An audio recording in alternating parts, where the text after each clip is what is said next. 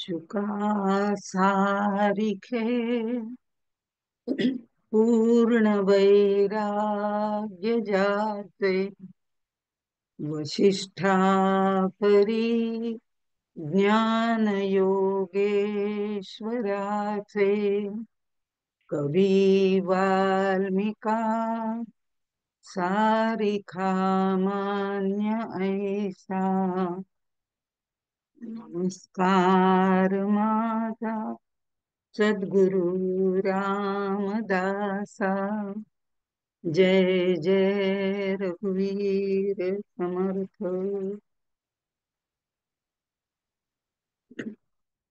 मागच्या मध्ये एक व्याख्यानाची गॅप पडली, पण त्याच्या आधीच्या व्याख्यानामध्ये पण बद्ध आणि मुक्त याच्याबद्दल बघितलं होतं. तसं जर पाहिलं तर बद्ध आणि मुक्त ह्या सगळ्या मनाच्या कल्पना आहे असं म्हटलेलं आहे.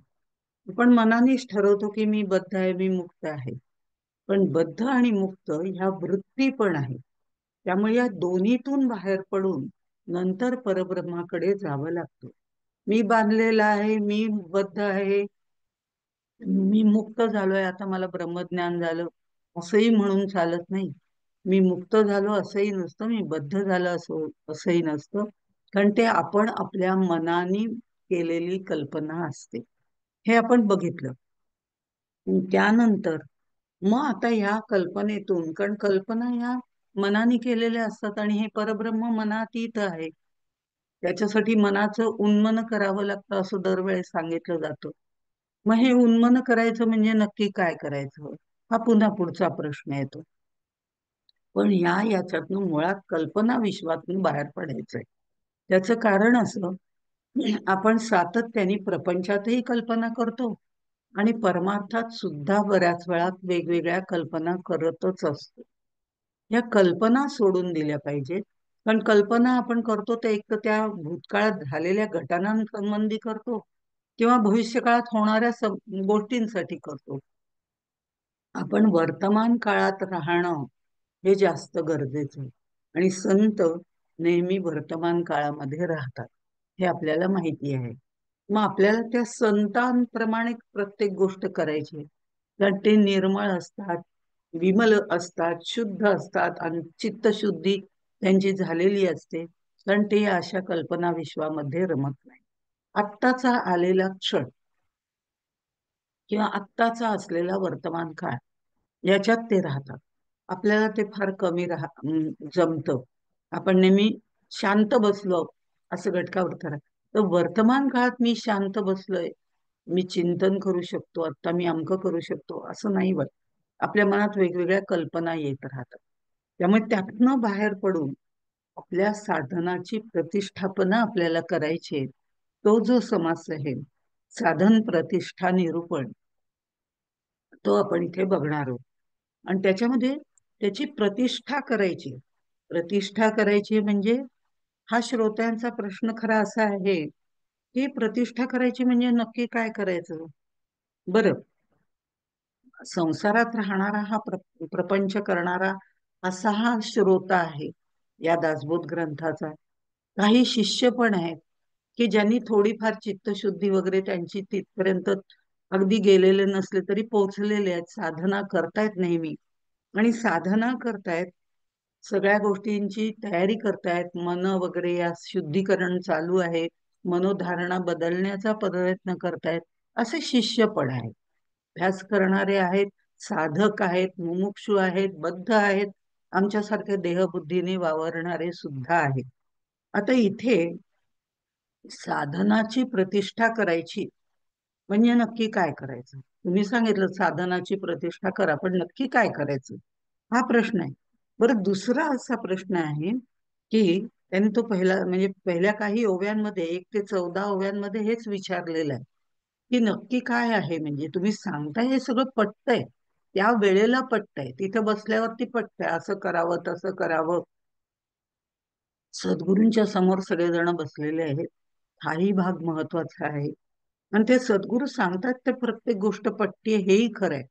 पण तरीही मनामध्ये काहीतरी शंका येतातच आहेत.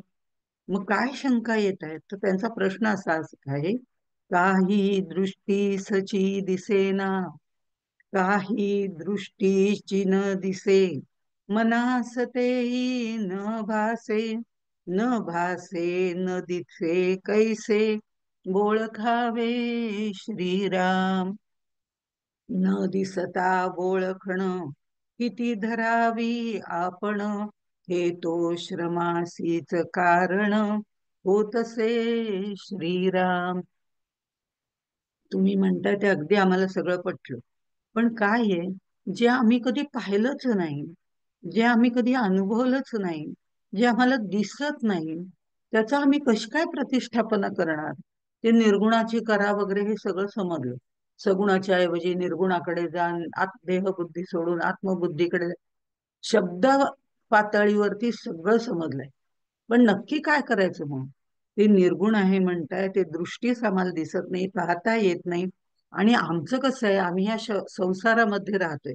या प्रपंच, संसार या सगळ्यामध्ये आम्ही बुडलेलो आहोत. आणि आम्ही बघतो, जे बघतो ते अनुभवतो, ते त्या भावना आम्ही अनुभवतो, ते दृश्य आम्ही अनुभवतो. आणि आम्हाला ते कळतं, जाणवतं, सगळं समजतं. म्हणजे कसं आहे, हे कमळ आहे म्हटल्यानंतर अरे वा किती छान आहे, मला त्याचा आनंद झाला बघून, त्याचं अमकं झालं, मग सगळं सगळं समजतं. कारण जे आहे बघतोय, ते आम्हाला दिसतंय, ते दृश्य स्वरूपामध्ये आहे, त्याचं चिंतन करणं आम्हाला सोपं जातं. पण जे अचिंत आहे, चिंतन करणं ज्याचं शक्य नाहीये, जे अरूप आहे, ज्याचं रूप आम्हाला माहिती नाहीये, जे दृष्टीत आमच्या सापडत नाहीये, दृष्टी गोचर नाहीये, अगोचर आहे. आणि तुम्ही म्हणताय ते सगळ्या गुणांचा मूळ आहे, मूलक तो आहे, हेही आम्हाला कळलं. पण तो सगळ्या गुणांचा मूलक आहे असं असून, म्हणजे त्याच्यामध्ये सत्व रज तम गुण आले, बाकीचे आपल्या भावभावनांचे गुण आले, विकार आले, हे सगळं त्याच्यामध्ये आहे म्हणतात. आणि शिवाय त्याला गुणातीत म्हणतात.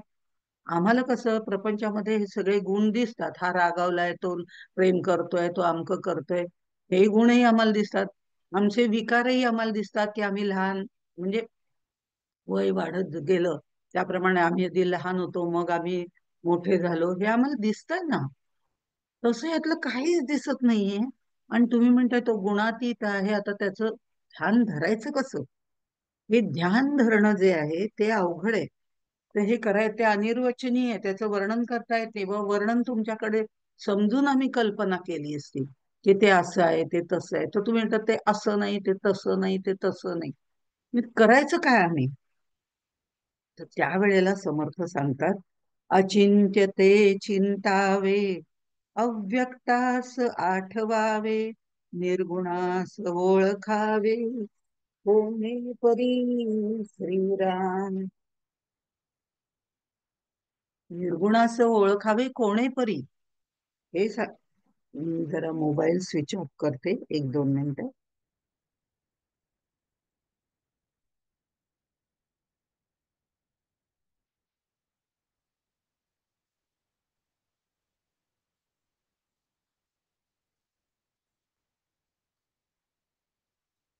हे कसं काय चिंतन करायचं, हा प्रश्न आहे.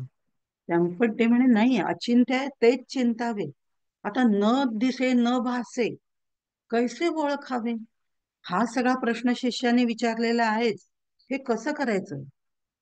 तर त्यावेळेला समर्थ असं म्हणतात, की आपण जे करतो ना, हे आपलं ज्ञान सगळं प्रापंचिक आहे. हे ज्ञान प्रापंचिक आहे. शब्द स्पर्श रूप रस गंध या सगळ्यामध्ये आपण तिथे अडकलेलो असतो. त्यामुळे आपण शब्दांनी त्याचं वर्णन करतो, स्पर्शाने आपल्याला भावना कळतात, नेत्रांनी त्याचं रूप पाहता येतं. हे सगळं, या सगळ्याचा आधार घेऊन आपण त्या गोष्टी करत असतो. हे प्रापंचिक ज्ञान जे आहे ते वृत्तीला कारणीभूत होतं. ते वृत्तीमय असतं. त्यातून वृत्ती निर्माण होतात. चांगलं वाईट सुख दुःख या सगळ्या वृत्ती तिथे निर्माण होतात. त्यामुळे प्रापंचिक ज्ञान आहे ते वृत्तीमय ज्ञान आहे. आणि हे द्वैताचं ज्ञान आहे. मला अमुक दिसलं, मी तमुक केलं, मला हे जाणवलं, मला ते भासलं, या सगळ्या गोष्टी, हे सगळं जे आहे इथे द्वैत आहे. आणि प्रपंचामध्ये द्वैत असणं गरजेचं असतं. त्याप्रमाणे आपण हे करतो. पण याच प्रपंचाच्या गोष्टी आपल्याला परमार्थामध्ये लावता येत नाहीत. तसं जर ते केलं तर ते विपरीत ज्ञान होतं. आपण म्हणतो ना, की अगदी मला पूर्वी खरंच काही कळत नव्हतं. ते लॅपटॉप काय आणि अमकं काय आणि त्याच्यावरती कसं बोलायचं आणि काहीच समजत नव्हतं. समोर कोणी बसलेलं नाही आणि आपण आपलं बोलत राहायचं. हे काही समजतच नव्हतं. हे कसं शक्य आहे? असं. पण जेव्हा शिकल्यानंतर कळतं की नाही, हे शक्य आहे. हे होऊ शकतं. हळूहळू त्यातल्या काही काही गोष्टी आपण शिकायला लागतो. आपल्याला कळतं. हे शक्य आहे हे समजतं. पण हे जरी कळत असलं तरी ते ज्ञान आहे की ते मला कळलं ही वृत्ती निर्माण होते. आता मला करता येतं बरं का, असं मी सांगते लोकांना, की निदान ऑनलाईन बोलता तरी येतं, असं मी सांगते लोकांना. म्हणजे मला ते ज्ञान झालंय, हे मला कळलंय, हे मी लोकांना सांगते. पण ब्रह्मज्ञानाच्या बाबतीत आपण काय म्हणतो, की नाही, मला हे कळलंय, मला हे ज्ञान झालंय, हे मी कोणाला सांगण्यात काही पॉइंटच नाही. कारण जो म्हणतो की मला ब्रह्मज्ञान झालंय त्याला ज्ञान झालेलं नसतं. त्यामुळे मी हे काहीही ज्ञान झालंय हेही सांगू शकत नाही. इथे हे टोटली वेगळं आहे. आपण जर आपले प्रपंचातले नियम किंवा प्रपंचातल्या ज्ञानाप्रमाणे मिळणारं ज्ञान हे आपण जर परमार्थाच्या दृष्टिकोनातनं बघायला लागलो, तिथे ते लावायला सुरुवात केली तर विपरीत ज्ञान होतं. त्याचं विपरीत ज्ञान होतं. म्हणून परमार्थात तसं करता येत नाही. आता भुकेची जाणीव एक आहे हे कळलं ना तुला, की सगळ्यांची जाणीव एक आहे. उदाहरणार्थ, पण मी जेवले म्हणजे तुम्ही सगळेजण जेवलात असं होत नाही ना. व्यक्ती व्यक्ती वेगवेगळी असते. त्यामुळे जाणीव एक आहे, पण त्या जाणीवेप्रमाणे व्यवहार वेगळा आहे की नाही.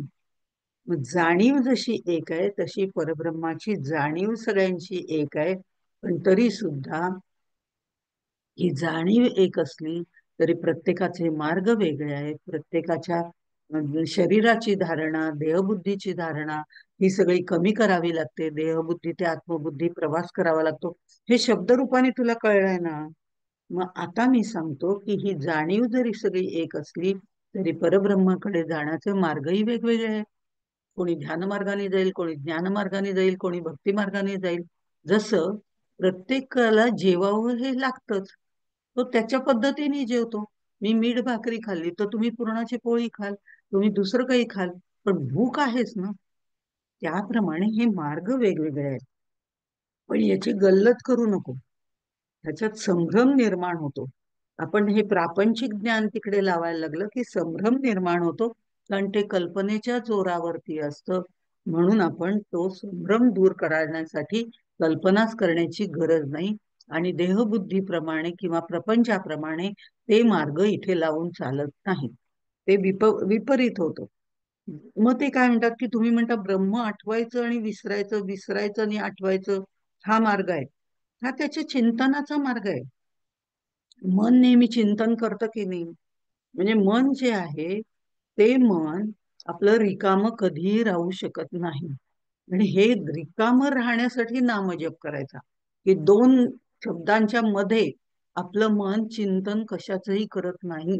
ते निर्विकार निर्विचार असं राहू शकतं. ज्या वेळेला जप करताना या दोन शब्दातली गॅप वाढत जाते, तस तसं आपलं मन निर्विकार व्हायला सुरुवात होते. आपलं मन निर्विचार व्हायला सुरुवात होते. हे अगदी हळूहळू होणारी अशी ही साधना आहे. पण ज्याचं चिंतन करतो त्यावेळेला जेव्हा मी मन रिकामं नसतं तेव्हा मी कशाचं तरी चिंतन करत राहते. कालचं, परवाचं, आजचं, उद्याचं, पुढचे प्लॅन्स, काहीतरी अनेक गोष्टी असतात. अशी ही बुद्धी जी आहे ती प्रपंचामध्ये दृढ दृढ झालेली असते. आता इतक्या वर्षाचे सातत्याने विचार करण्याची जी सवय आहे ते मन शांत राहू शकत नाही. हे जे आपल्याला अनेक जन्माची सवय आहे ती एका जन्मात कशी जाईल. त्याला थोडा वेळ द्यावा लागतो. मनाचं उन्मन होणं इतकं सहज सोपं नाही. कष्टप्रद नक्की आहे. तुला जर खरंच या मार्गावर यायचं असेल आणि साधनेची प्रतिष्ठा करायची असेल, प्रतिष्ठापना, ती मनामध्ये बिंबवायची असेल तर कुठेही जायला नको, काहीही करायला नको. हे तुला आधी पहिलं सांगतो. पण तरी ते आठविता विसरी 19व्या ओळीमध्ये म्हटलंय, हा आणखीन एक मार्ग आहे.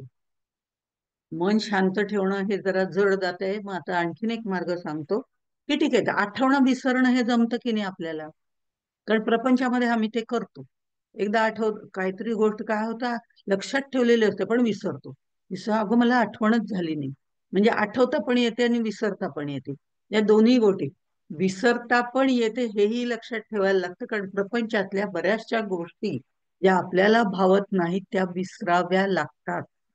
तरच आपण प्रपंचात आनंदाने जगू शकतो. कारण ते सोडून देणं, ते विसरणं हे अत्यंत महत्वाचं आहे. एखाद्याने आपला अपमान केला, एखाद्याने आपल्याला काही वाईट बोललं, इतकं मनात ते आत आत आत अंतःकरणात जातं.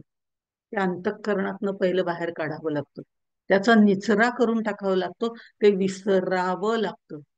ते विसरलं तर पुढचा आनंद घेता येतो.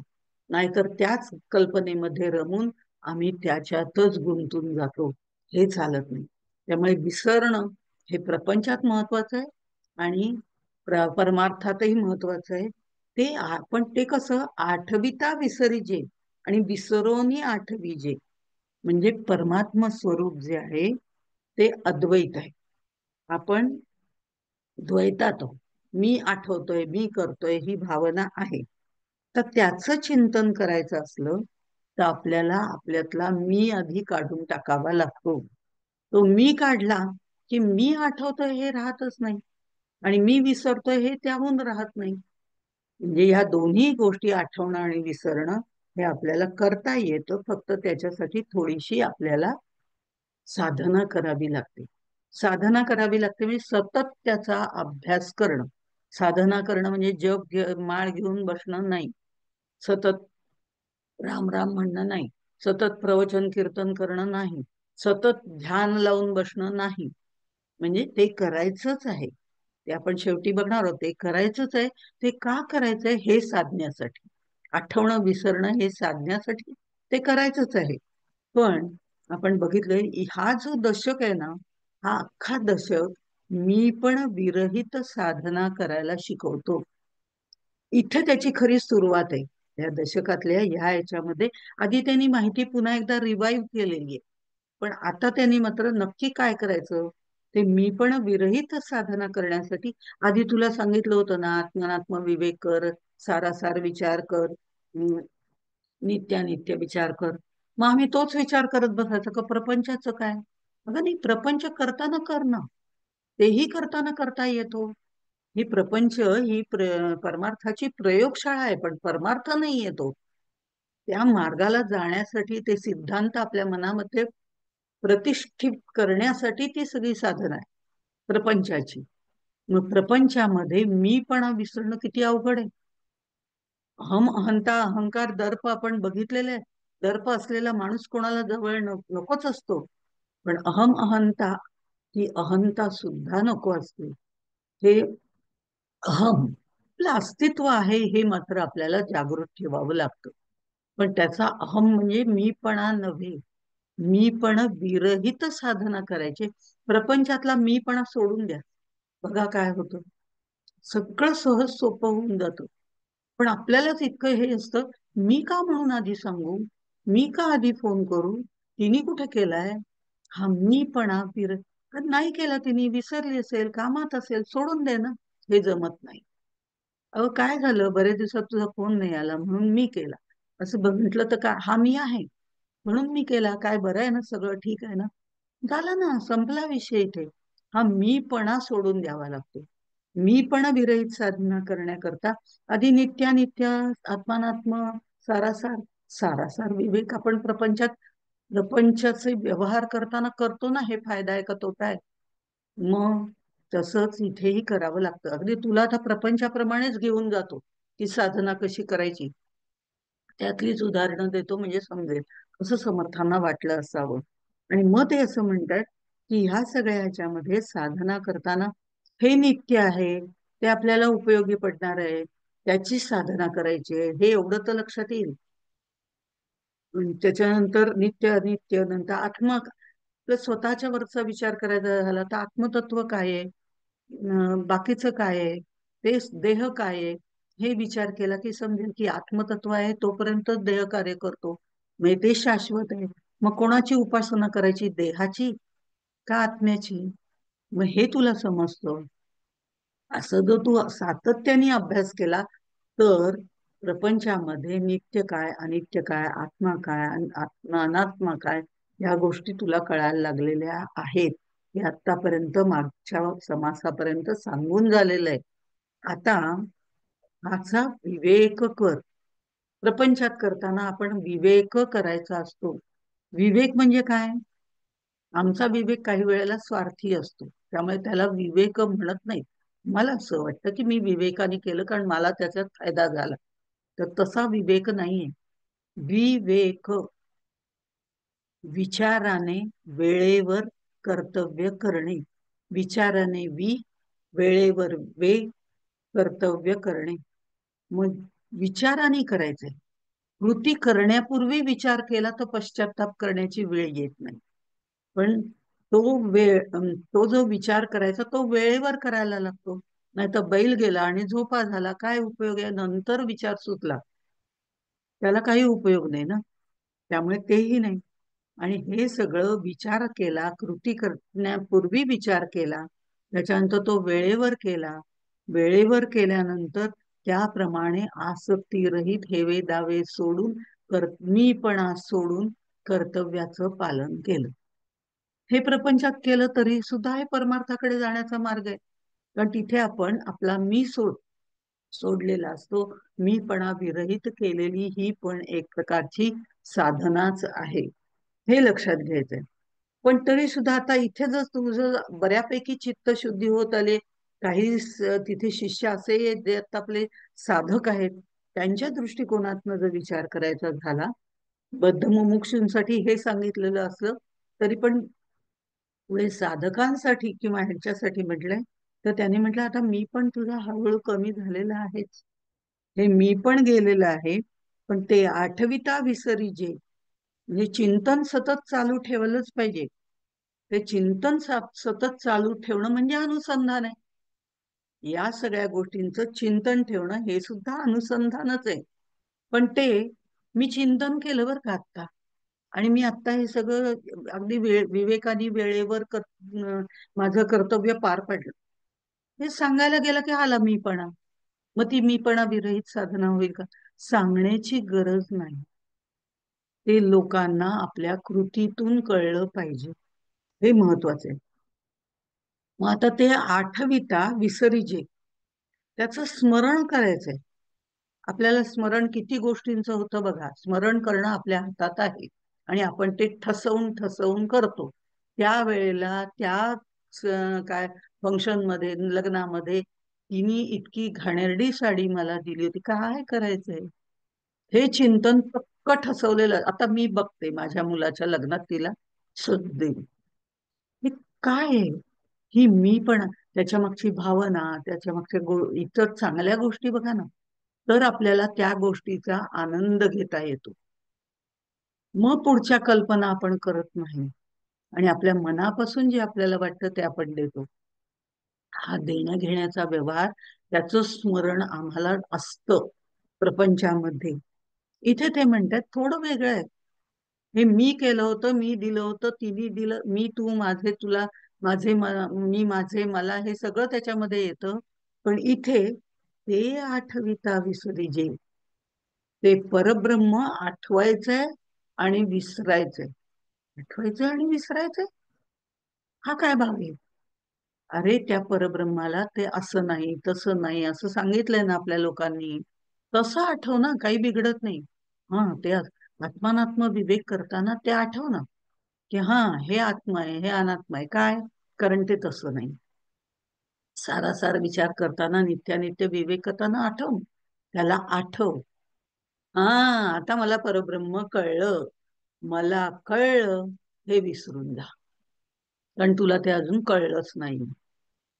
ज्या वेळेला एका पुरुषाकडे ज्या वेळेला एक शिष्य येतो जो परिभ्रमणाला गेलेला असतो आणि तो म्हणतो, तुम्ही सांगितलं होतं ना सगळीकडे ब्रह्म पाहायचं, आता मला अगदी ते परफेक्ट जमायला लागलंय. सगळीकडे ब्रह्म दिसतं. मला या गायीत ब्रह्म दिसतं, त्या मला डोंगरात ब्रह्म दिसतं, ते नदी वाहते त्याच्यात ब्रह्म दिसतं. मला आता सगळीकडे ब्रह्म दिसतं. मला ब्रह्मज्ञान झालेलं आहे. मला आता सगळीकडे ब्रह्म दिसायला लागलेलं आहे. कुत्र्यातही ब्रह्म दिसायला लागले, अगदी एकनाथांसारखं. ते म्हणले, हा तुझा काहीतरी दृष्टीचा दोष आहे. तुला अजून ब्रह्म दिसायला लागलं नाही, तू ते ब्रह्म जाणलेलं नाही.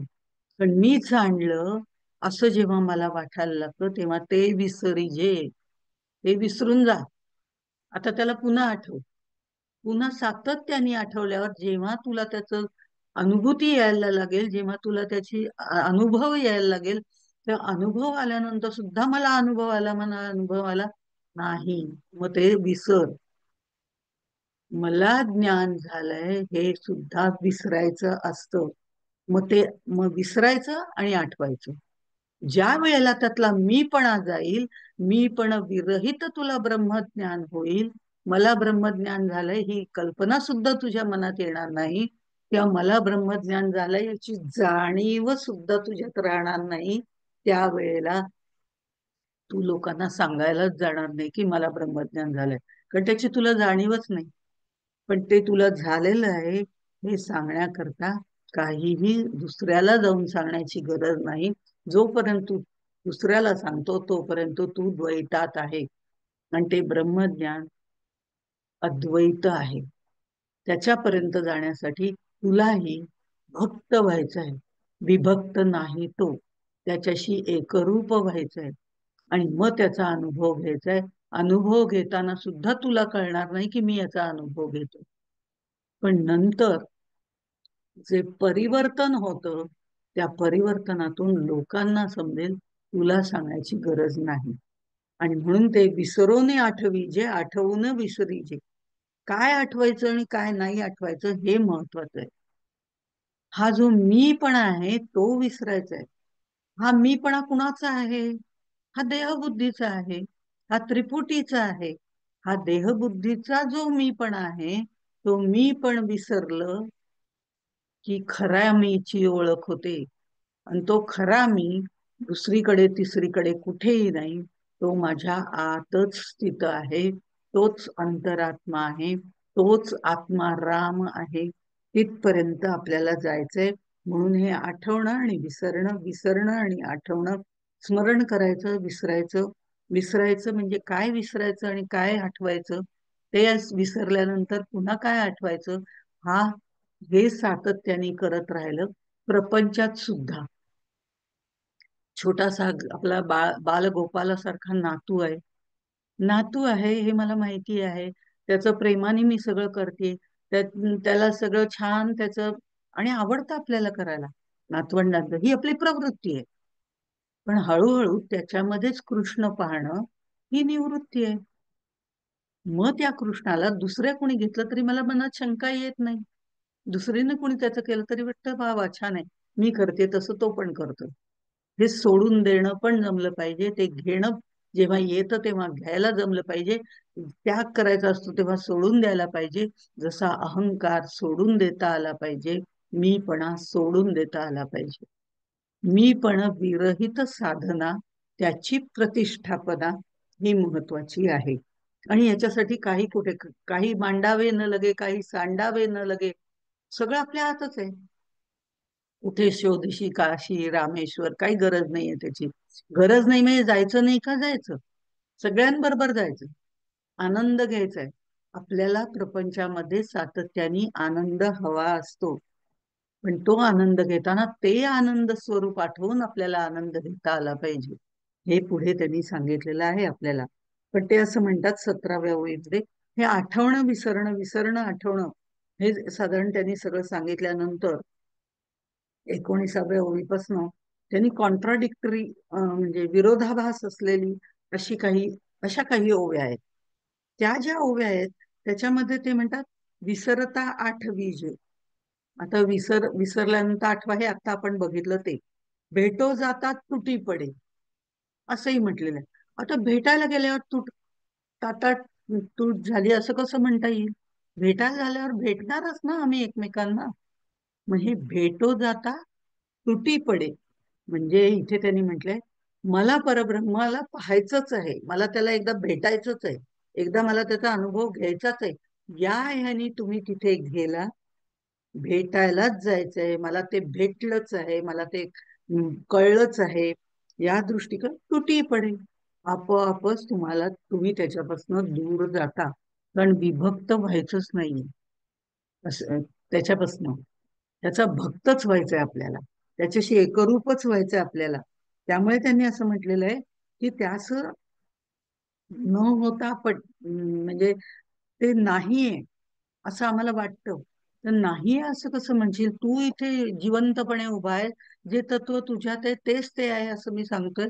तर ते नाही आहे असं म्हणून चालणारच नाही. म्हणजे ते नाही आहे असंही म्हणता येत नाही, ते आहे असंही म्हणता येत नाही. अशा ह्याच्यात जरी तू असला तर जे ऋषीमुनी सांगतायत की ते आहेच, असं तची असे ते आहेच म्हणतायत. तर त्याच्यावर विश्वास ठेवायला सुरुवात कर. म्हणजे न भेटता होय भेटी. जर तू हे ठरवलं, पुढचं बघा, न भेटता होय भेटी. त्याच्याशी एकरूप होण्यासाठी खूप धडपड धडपड करायची का नाही? चित्तशुद्धी कर, मनाचं उन्मन कर. 2-3 गोष्टी सांगितल्या. आपण ते करण्यासाठीच साधना करावी लागते ना. आणि करण्यासाठीच हा विचार विवेकाने करावा लागतो ना. ते करतानाच प्रपंच हा परमार्थाचा भाग आहे असं समजून, प्रयोगशाळा आहे असं बघूनच प्रपंच करावा लागतो ना. ह्या सगळ्या गोष्टी करण्यासाठी जन्मोजन्मीची पुण्याई पण लागतेच ना. हे एका जन्मात होणारं काम नाहीये, हे मान्य आहे. पण तू सुरुवात तर कर. चांगल्या कामाला सुरुवात करायला काय आणि आता मग 60त कशाला करायचं? आता मग 70 आले, आता किती दिवस राहिले असं म्हणून कशाला थांबायचं? सुरुवात तर कर ना. शुभस्य शीघ्र. त्याला अमावास्या आहे का पौर्णिमा आहे बघायची आवश्यकता नाही. अशा तऱ्हेने हे सगळं वर्णन केलेलं आहे. आणि ते करताना न भेटता होय भेटू. मला भेटायचं, मला भेटायचं, मला भेटायचं. हा मी माझे मला तिथे आला तर तो तुला कधीच भेटणार नाही. पण मी माझं चित्त शुद्ध करीन. मी त्याच्यातले गुण माझ्यात बाणवायचा प्रयत्न करीन. मी माझ्या मनाच्या कल्पना करणं सोडून देईन. कारण कल्पना करताना आपण चांगल्या करतोच असं नाही ना. काही आपल्या मनाने काहीतरी उगीच वरवरच्या दृश्याप्रमाणे आपण कल्पना करतो. मग एखादी व्यक्ती आपल्याला खूप शिष्ट वाटली तर ती शिष्ट असते असं नाही. हाही एक भाग असतो. पण आम्ही तिच्याबद्दल गैरसमज त्याला आपण म्हणतो. आम्ही कल्पनाच केलेली आहे ना की ती शिष्टच आहे, नकोच तिकडे जायला असं करतो ना आपण. ह्या कल्पना करणं सोडून दे. आणि मीपणा सोडला की आपोआपच सगळे आपल्याला, आपल्यातला मीपणा गेल्यावर आपल्याला सगळे चांगलेच दिसायला लागतात. कारण आपली चित्तशुद्धी झालेली असते, मनाचं उन्मन करण्याचा प्रयत्न चालू असतो आणि आपलं चित्त शुद्ध व्हायला सुरुवात झालेली असते. त्यामुळे आपल्याला सगळं चांगलंच दिसायला लागतं. त्या व्यक्तीतले वाईट गुण पाहण्यापेक्षा चांगले गुण दिसायला लागतात. आणि वाईट गुणांकडे दुर्लक्ष करून सोडून दे ना असं म्हणायची सवय लागते. आणि ते सोडून मी चांगले गुण बघते. कारण दुसऱ्याकडे बोट दाखवताना तिप्पट गुण माझ्यामध्ये असतात. मग त्याचा एक दुर्गुण पाहताना, ह्या बोटाने, अहंकाराच्या बोटाने एक गुण पाहताना मी त्याच्याकडे बोट दाखवते, हा दुर्गुण त्याच्यात आहे, हा दुर्गुण त्याच्यात आहे असं दाखवते. त्यावेळेला 3 बोट माझ्याकडे आहेत, तेवढे तिप्पट दुर्गुण माझ्यात आहेत. म्हणून त्याच्यातला एक दुर्गुण मला दिसला, कारण त्या दुर्गुणाला मी जाणते. पण ज्या वेळेला मी त्याच्यातला शुद्ध गुण पाहते तेव्हा तिप्पट गुण माझ्यात चांगले असतात, तेव्हाच तो दिसतो. हाही तेवढाच खरा भाग आहे, हे हे लक्षात ठेवायला पाहिजे. आणि मग न भेटता होय भेटी वगैरे, ध्यानी धरावे ते धरता नये, त्याचं ध्यान करायची गरजच नाही. विवेकाने या गोष्टी सातत्याने करत राहिलं. अखंड जप करणं चांगलंच आहे, कारण तिथे त्याचं स्मरण आहे. ते स्मरण करता करता बाकीच्या गोष्टींचं विस्मरण होतं, ते चांगलं आहे. अशा तऱ्हेने या सगळ्या गोष्टी त्यांनी ब्रह्म आठवून विसरायचं, विसरून आठवायचं, हे जसं सांगितलं अशा 19 नंतरच्या काही ओव्या आहेत. आणि म्हणून विवेक धरावा, ज्ञाने प्रपंच सारावा, अहंभाव ओसरावा, परितो ओसरेना. हा प्रापंचिक अनुभव आहे. विवेक धरावा आम्हाला कळलं, आम्ही विवेकानेच कार्य करतो. ज्ञाने प्रपंच सारावा, हे सगळं ज्ञान लक्षात घेऊन आपल्याला कोणत्या दिशेने जायचंय, त्या दिशेचा मार्ग काय आहे, त्या मार्गावरचे अडथळे काय आहेत, ह्या सगळ्याचं ज्ञान मिळवून शास्त्र प्रचिती, गुरु प्रचिती या सगळ्या गोष्टींचा विचार करून ते आपल्यात कसं बाणवता येईल हे आपण आपलंच करायचं असतं. दुसरा कोणी आपल्यात उचलून सद्गुण टाकू शकत नाही. आपले आपल्यालाच मिळवायचे असतात. हा अहंभाव ओसरावा परितो ओसरेना. तो अहंभाव, तो मीपणा सोडलं ना, हे सगळं जमतं. मी जर म्हंटल मला लॅपटॉप येतच नाहीये, मला खरंच येत नाही, त्यातलं काही कळत नाही, हे मला माहिती आहे, पण तरी काय करायचंय शिकून? काही गरज नाही. का तर मला दुसऱ्याकडे शिकायला जायला कमीपणा वाटतो. मला जे येत नाही ते मला येत नाही, मला कळलं नाही, हे सांगून ते ज्ञान आपण प्राप्त करणं जास्त महत्वाचं आहे. दुसरा कोणी नाही, ती म्हणते काय करायचं ते कम्प्युटर, जाऊ दे ना, सोडून दे. मग दुसरा कशाला आपल्याला शिकवेल? कारण इथे माझा इगो आहे ना. दुसऱ्याच्याकडे जाऊन मला काही शिकायलाच आवडत नाही, कारण मला सगळं येतं, ही भावना आहे. इथे हे सोडणं जो प्रकार आहे ना, तो महत्वाचा आहे.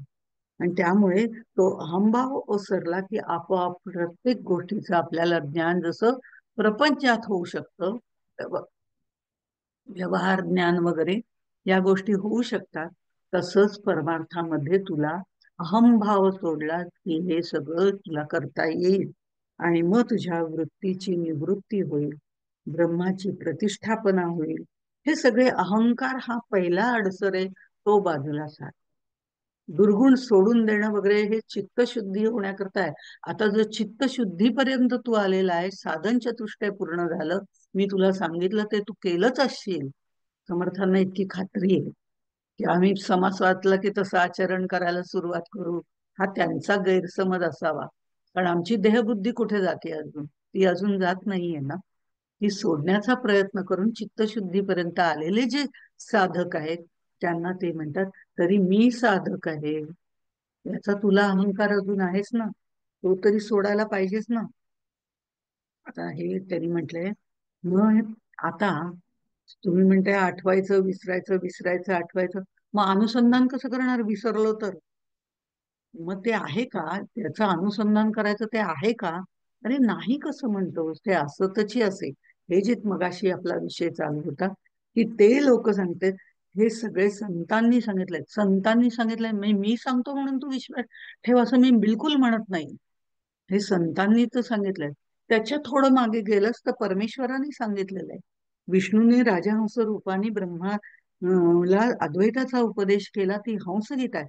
ते त्यांनी पुढे बऱ्याच ओव्यांमध्ये सांगितलेलं आहे की हे बघ, हे ज्ञान असं परंपरेने चालत आलेलं आहे, त्याला तू ते नाहीच आहे असं म्हणूच शकत नाही.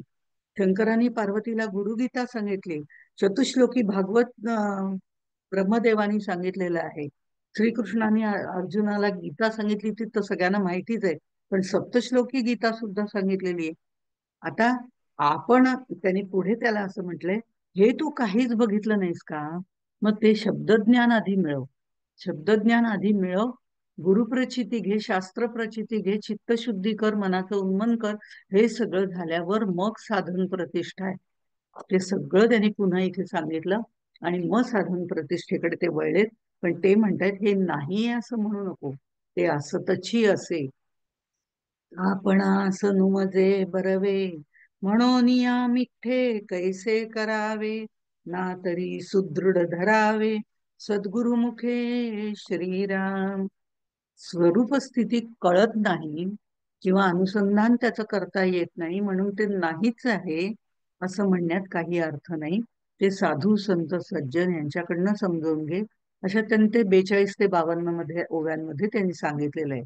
आणि हे सांगताना ते म्हणजे गुरुकडनं समजावून घे ना.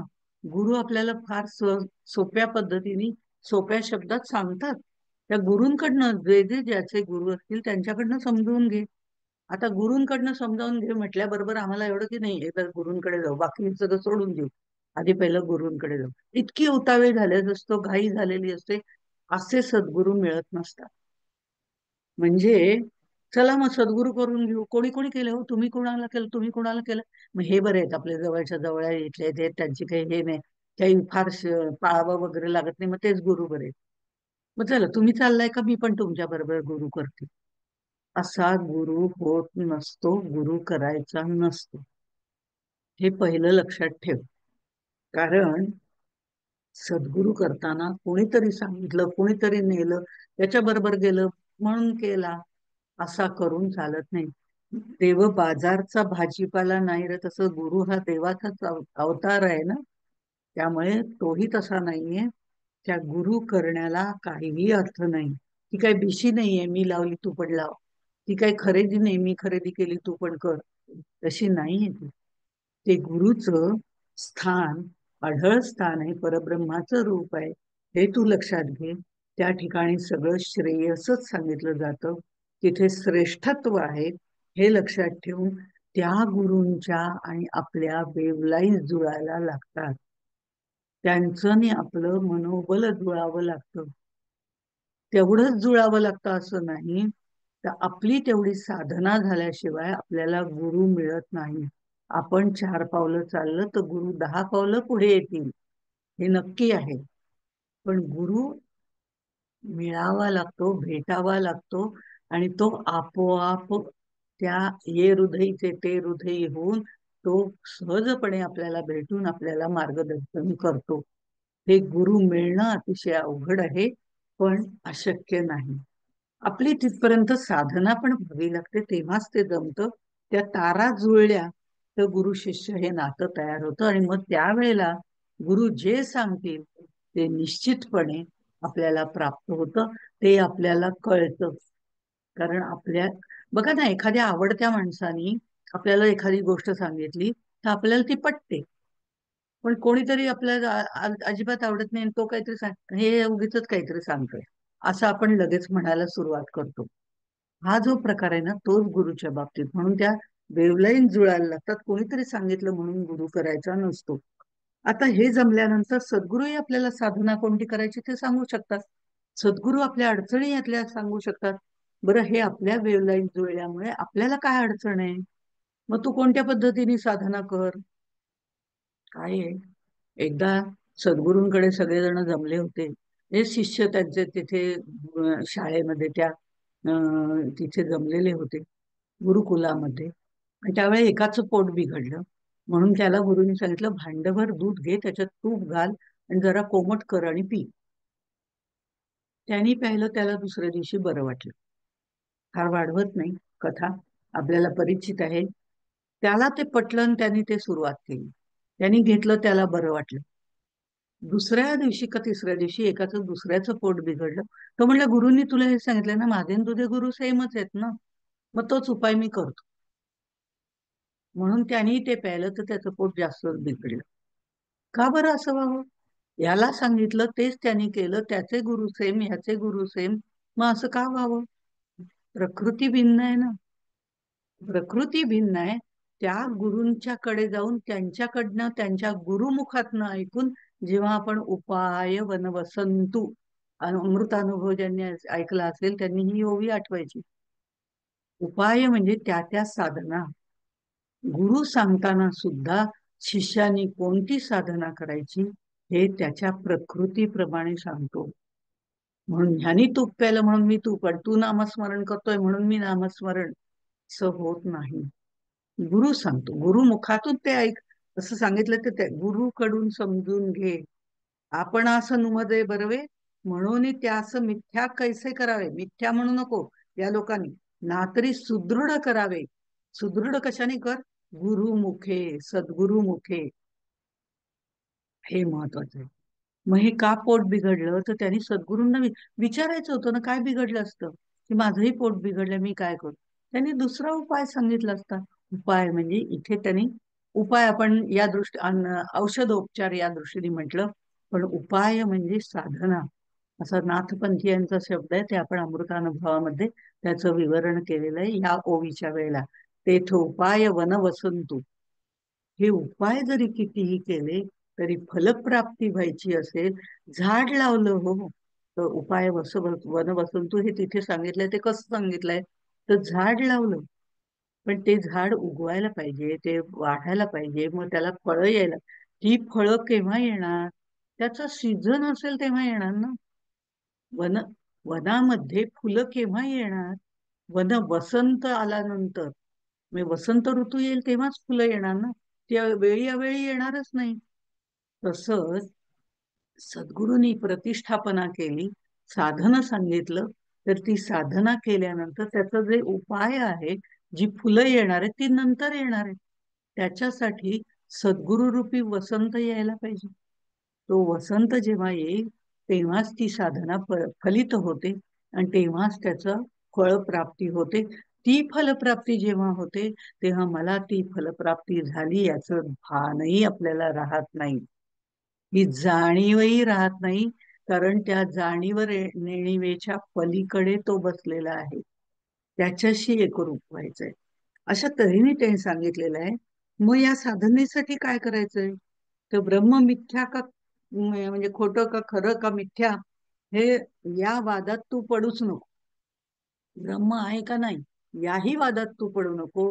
ब्रह्म खरंच नाहीये, मग ते दिसत का नाही, दृश्य आहे का अदृश्य आहे, याही वादात तू पडू नको. हे सांगण्यासाठी, त्याच्यासाठी प्राप्तीसाठी 54 ते 63 ओव्यामध्ये अलिप्तपणा म्हणजे काय हे सांगितलंय.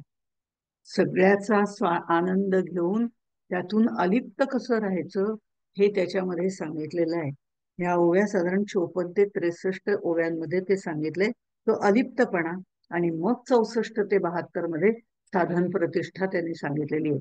आता ह्या 45 ते 52 ओव्या आहेत, या खरंच वाचण्यासारख्या आहेत, कारण त्या आपल्या अहंकार नष्ट करतात. 45 ते 52 अहंकार कसा नष्ट करायचा, मीपणामुळे परमार्थामध्ये नव्हे तर प्रपंचात सुद्धा आपलं कसं नुकसान होतं, आणि या दोन्ही आघाड्यांवरती मीपणामुळे नुकसान कसं होतं ते त्यांनी आपल्याला सांगितलंय. आणि मीपणामुळे परब्रह्माचं ज्ञानही होणार नाही, मीपणामुळे द्वैतच निर्माण होतं आणि साहजिकच भक्तीची परिपूर्णता होणार नाही आणि आत्मनिवेदन करता येणार नाही. हे सगळं त्यांनी 45 ते 52 मध्ये मीपणा निरूपण, म्हणजे मीपणा कसा बाजूला सारायचा ते त्यांनी सांगितलेलं.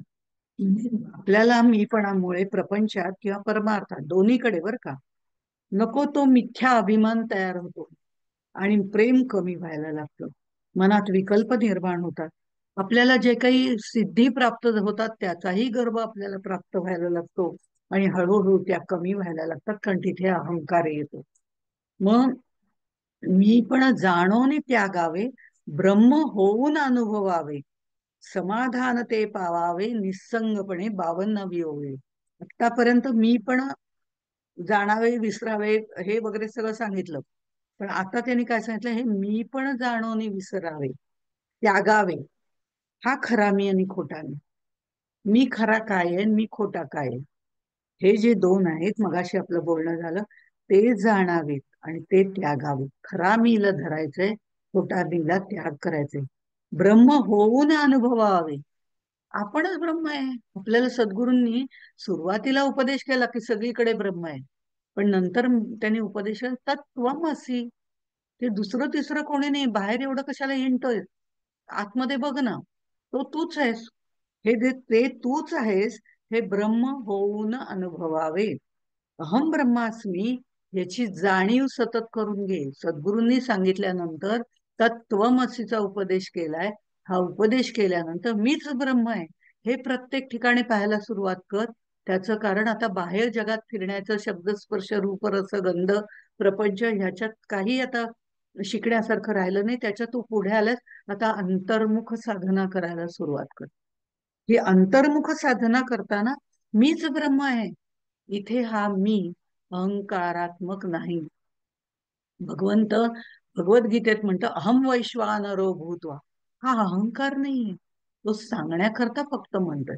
इथे अहमची सूक्ष्म भावना जी आपल्याला परब्रह्मापर्यंत नेते तीच आहे. इथे अहम मधला अहंकार नाही, दर्प नाही, दंभता नाही, अहम अहंता दर्प यातलं काहीही नाही, त्या आधीच सोडलेलं आहे. त्यामुळे आता समाधान ते पावावे निसंगपणे. हे एकदा तू केलंस ना, या 45 ते 52 ओव्यांमध्ये सांगितलंय. तसंच समर्थांनी मनाच्या श्लोकामध्ये सांगितलंय. देहे बुद्धीचा निश्चयो जाटळेना, तया ज्ञान कल्पांत काळी कळेना परब्रह्म ते मीपणे आकळेना मनी शून्य अज्ञान हे मावळेना. हे साधन प्रतिष्ठा करण्यापूर्वी स्वशुद्धी करायला सांगितलेली आहे, चित्त शुद्धी. शरीर मन सगळं निर्मळ. मन निर्मळ पाहिजे. तिथे काय करील साबण असं म्हटलं ना, साबणाने बाह्य अंग स्वच्छ होतो, अंतर्मन स्वच्छ होत नाही. हे चित्तशुद्धी करण्यासाठी या सगळ्या गोष्टी साधन चतुष्टयाच्या सांगितलेत. त्याच्यानंतर मनाचा मीपणा अहंकार पहिला दूर कर. देहबुद्धीचा निश्चय ज्या टळेना. मी म्हणजे देह, या देहबुद्धीला चिकटलेला आपल्या देहाचंच कौतुक कर. मला नाही असं चालत, मला नाही तसं चालत, हे आपण म्हणतो. त्याचप्रमाणे मी सुंदर, मी हुशार, मी सगळ्यात श्रीमंत, किती अभिमान आहे. आत्माराम ग्रंथामध्ये 8-10 प्रकारचे अभिमान सांगितलेले आहेत. मग हे अभिमान देहबुद्धीमुळे येतात. ते सगळे अभिमान सोडून दे. तया ज्ञान कल्पांत काळी कळे. त्याला ज्ञान कधीच होणार नाही. ज्याला हा अहंकार आहे त्याला ज्ञान होणार नाही. परब्रह्म मीपणे आकळेना. मी पण जोपर्यंत जात नाही तोपर्यंत परब्रह्माचं ज्ञान होणार नाही. आणि जे ज्ञान होईल ते शून्यापर्यंत तू जाशील. पण शून्य म्हणजे अज्ञान, हे लक्षात ठेव. त्या शून्याच्याही आपल्याला पलीकडे जायचंय, हे मनात लक्षात ठेव. आधी पहिला मीपणा सोड. मीपण विरहित साधना करायला लागशील. त्याची प्रतिष्ठापना ही महत्वाची आहे. सगळ्या समस्यांचं मूळ कारण मीपणामध्ये आहे. त्यामुळे देहबुद्धीमुळे ही सगळी भानगड निर्माण होते. त्या खऱ्याचे खोटं, खोट्याचं खरं, हे सगळं आपण करत होतो. बघा ना, एकदा खरं बोललं की 10 वेळा लपवावं लागत नाही.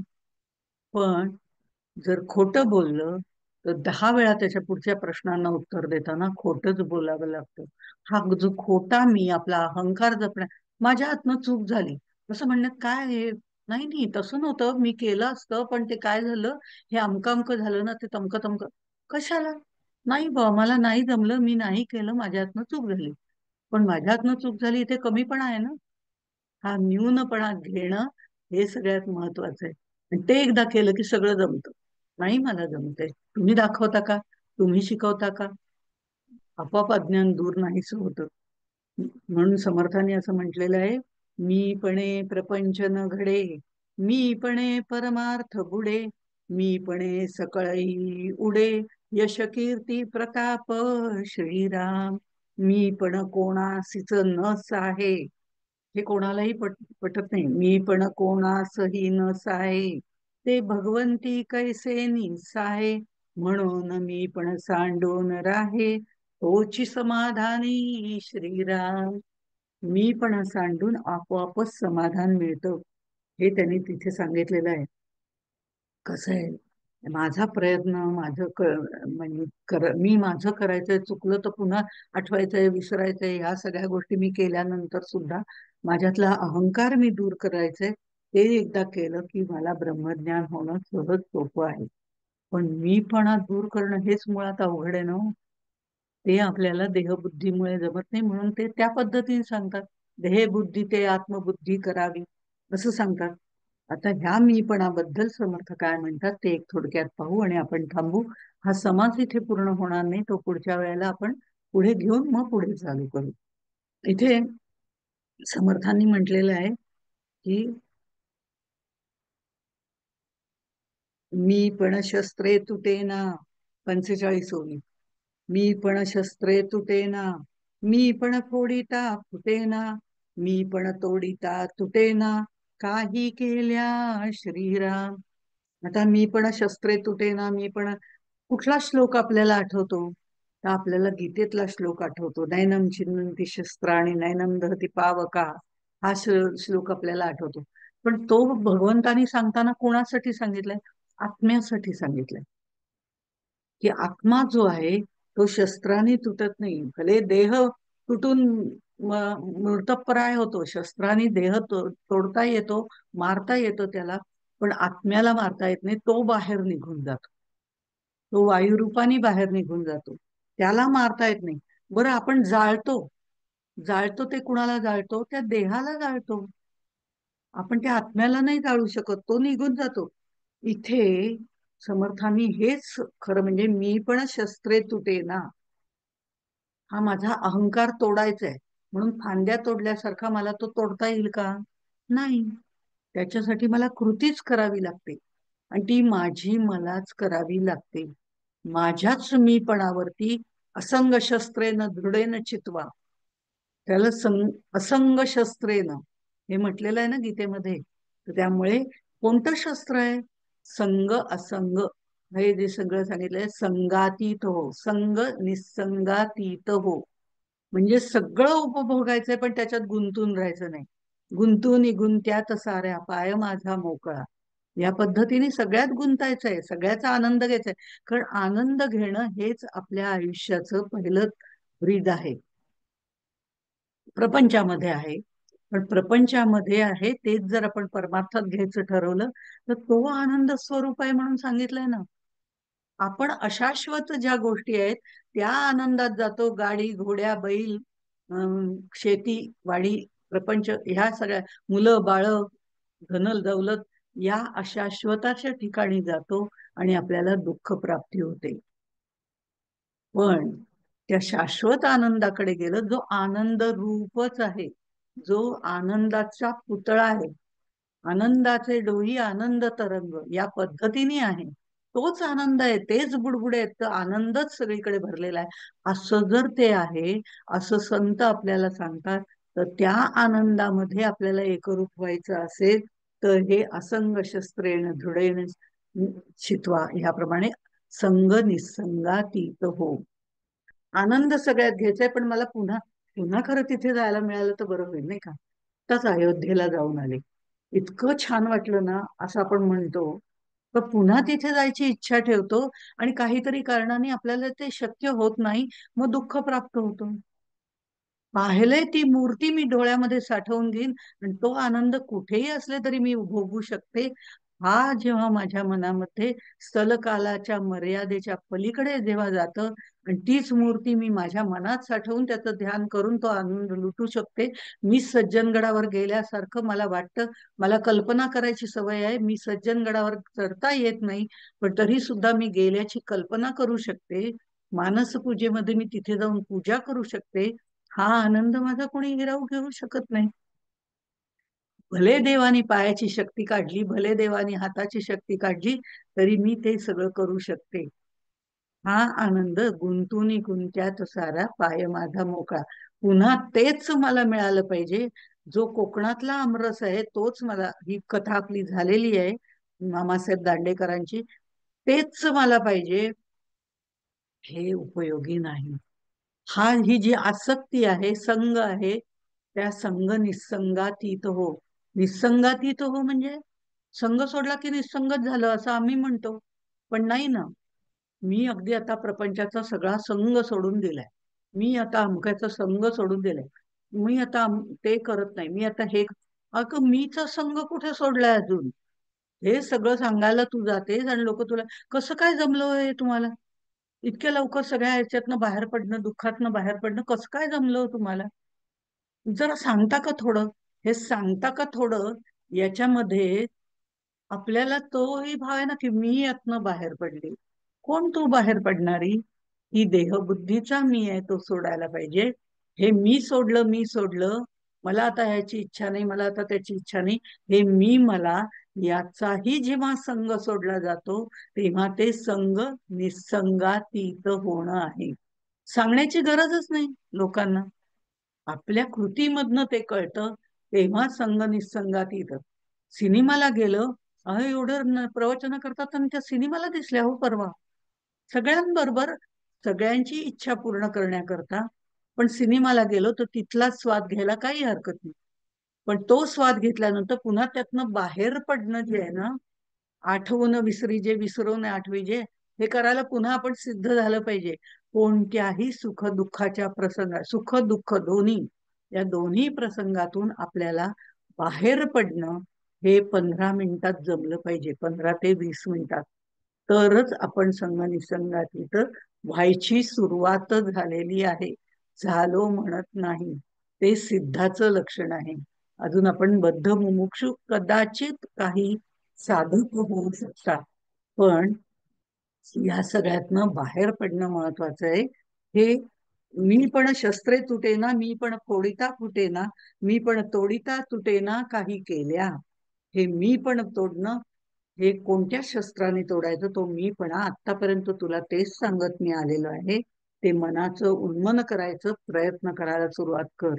तिथे कोणत्याही कल्पना ठेवू नको. यासाठी सदा संगती सज्जनांची धरावी. कारण हे सज्जन, संत, सद्गुरू हे आपल्याला त्याचं मार्गदर्शन करतात. आणि ते मार्गदर्शन त्यांच्या तोंडूनच ऐकून आपण करावं, त्यांच्या ग्रंथांच्या द्वारे करावं. सद्गुरूंच्या कृपेचा वरद हस्त आपल्यावर आपोआपच निर्माण होतो आणि आपला अहंकार इथे नष्ट व्हायला सुरुवात होते. म्हणून मी पण कोणाशीच नस आहे, ते भगवंती कैसेच आहे, ते भगवंताला कसं आवडेल. मग ह्या मीपणातनं सुटणं ही पहिली पायरी आहे. योग्य साधन मार्ग स्वतःमध्ये प्रतिष्ठित करायचा असेल तर त्याच्यासाठी मन स्थिर पाहिजे, मनाचं उन्मन झालं पाहिजे, चित्तशुद्धी झाली पाहिजे. आणि ही साधन प्रतिष्ठा कशी करायची ती आपण पुढच्या वेळेला पाहू. ती थोडक्यात त्यांनी सांगितलेलं आहे. ते सांगितल्यानंतर आपण पुढच्या ठिकाणी आपण जाणार आहोत. ती साधन प्रतिष्ठा कशी करायची हे आपण पुढच्या वेळेला बघूया. तोपर्यंत इथेच थांबू. आधी आपल्या मनाची मनोधारणा तयार करणं महत्वाचं आहे, आणि ती झाली की आपोआपच मनाचं उन्मन होणं शक्य आहे. सगळ्या आसक्तीतनं संग निसंगातीत होणं शक्य आहे. पण ह्या सगळ्या गोष्टी आपल्या आपल्यालाच करायच्या असतात. शास्त्र प्रचिती शास्त्रज्ञान शब्दरूपाने देते, गुरु प्रचिती गुरुचं ज्ञान आपल्याला शब्दरूपाने देतात, चांद्र शाखा न्यायाप्रमाणे देतात. थोडं पुढची स्टेज आहे त्याप्रमाणे ते देतात, कारण ते आपल्याला दाखवतात. हे असे बघ, हे या लोकांनी हे केलंय, हे तुला जमेल.